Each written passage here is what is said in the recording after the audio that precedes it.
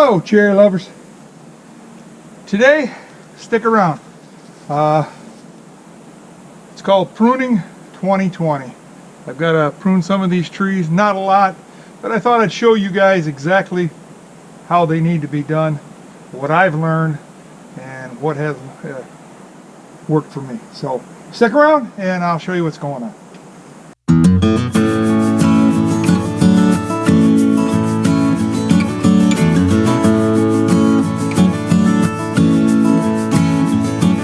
Okay people, I'm going to show you on this tree, and then I'm going to be quiet and I'm going to take you down to each tree or a few trees and show you the proper way that I was taught and what I've learned how to prune a tree.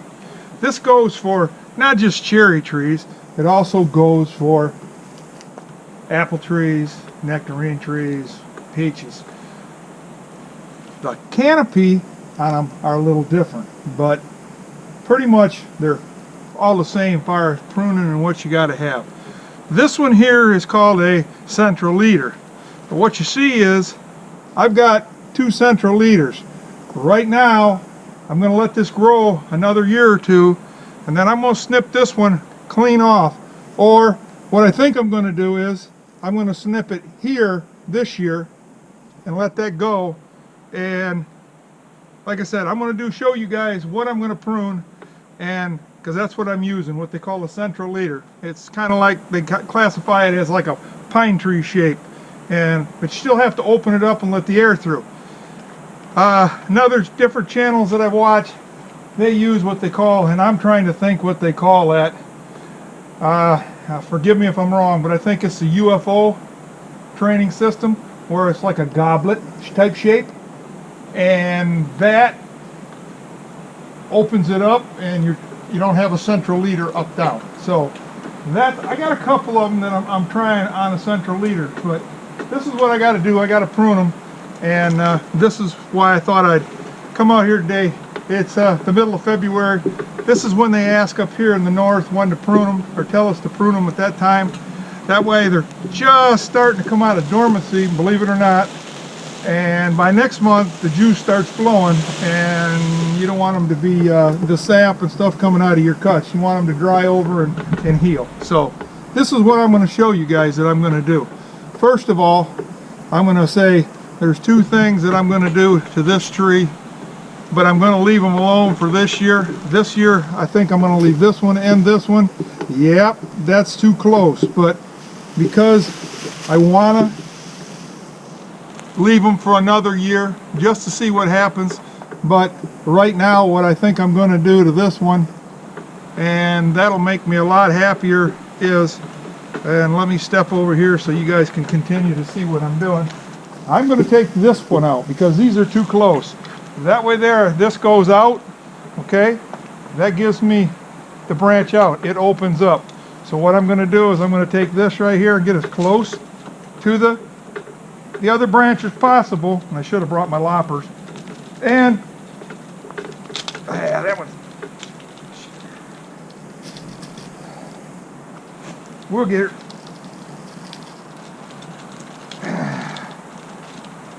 Like I said, I should have brought my other ones, my big ones out, my big pruners, and just like that. Now, as you can see, that's open. There's my central leader.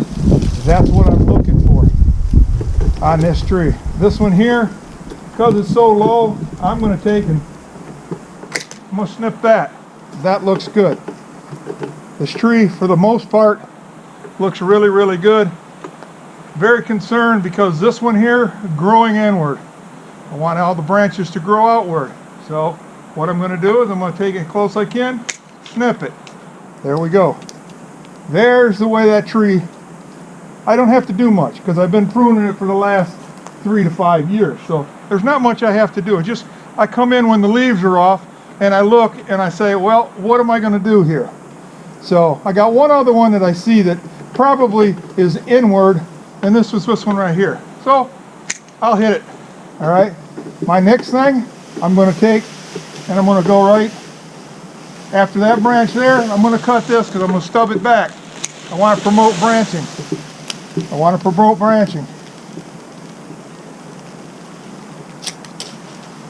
And that's what I'm doing right now. I'm just trying to promote branching. Just taking a little bit off the ends.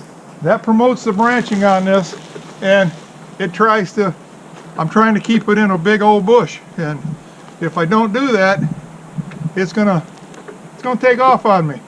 It's gonna try to reach to the sky. So you just come in and bust off the new branch, just a little bit, and there.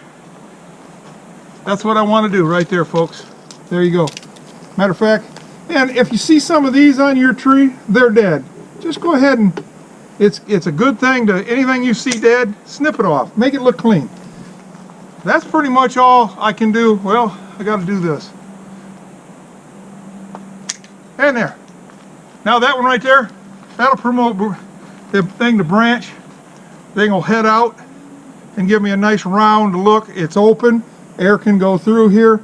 There is no branches. See, all these branches are going in every direction. It's not full. One more thing, and I'm always that way when I do my trimming.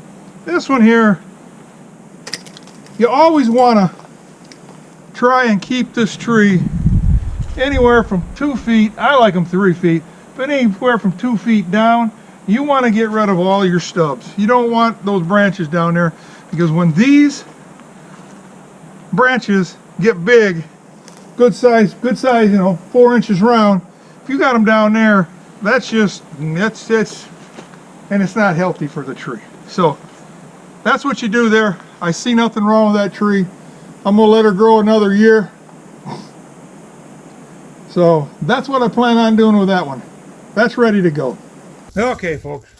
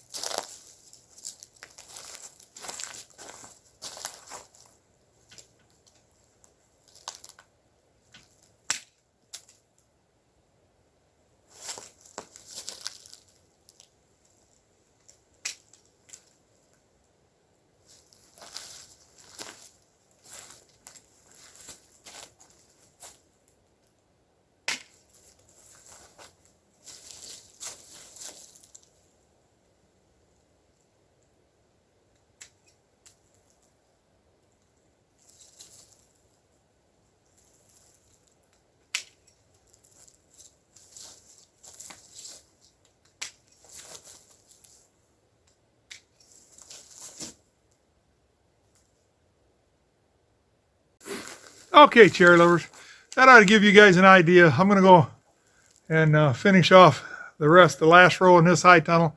Go in the other high tunnel, look them all over.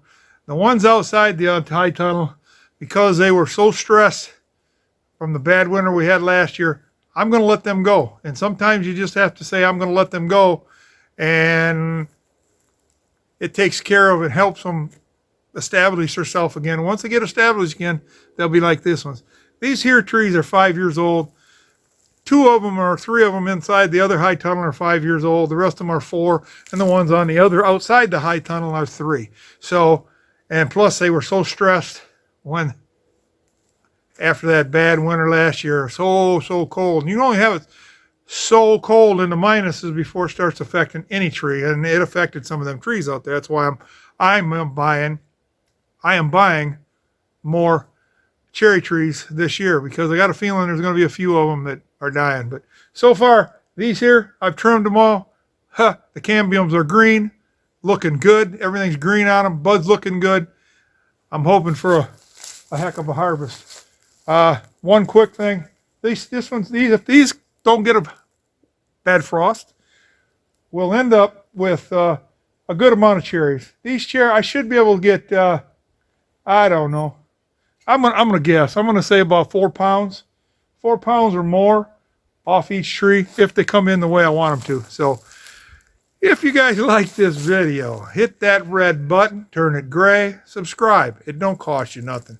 We appreciate you stopping by, leaving comments, tell us what we did wrong. So tell us what we did right. If you guys, and like I say, I'm no expert. I've just been doing what everybody's told me, and it's worked. If you see something I'm doing wrong, or you got an idea, or you have the right technology and the right words or the right things to say, tell me. Tell me about it. I really do appreciate it. Like I said, like and subscribe. We love you guys. We hope you guys come back here to Heaven's Gates Cherry Farm. And like I said, this is what we do. We're getting ready for spring. Even though we got 6 foot of snow on each side the high tunnel. This is what you do for a fruit farm. So, love you guys. Have a good day. I intend to. Cold out here, but I intend to. Bye now.